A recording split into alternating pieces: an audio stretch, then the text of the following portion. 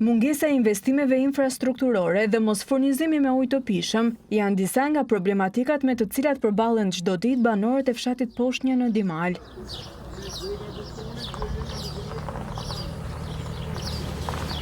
Banorët thonë se fshati i tyre është lënë në harres të plot nga pushteti vendor, ku investimi i fundit infrastrukturor është kryer në vitin 1985.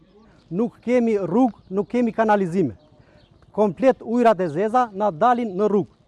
Na dalin në përbashkë, nuk kemi ku t'i çojmë. Neve kemi burimin e ujit të pishëm që furnizohen 5 fshatra. Te këto derdhen kanalizimet, derdhen ujrat e zeza, derdhen çdo gjë. Nuk kam bërë asnjë investim. Zero.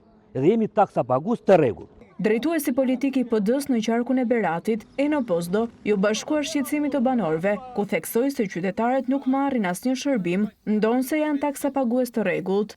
Kushtet janë mesjetare. Këta banorë paguajnë taksa pafund. Më thonë paguajnë taksën e gjelbërimit, që vetëm gjelbërim s'ka, taksën e infrastrukturës, që vetëm infrastrukturë s'ka, paguajnë dhe taksa tjera që kanë lidhje me ujitjen dhe gjithë gjëra tjera dhe në këmbim këta marrin zero shërbime.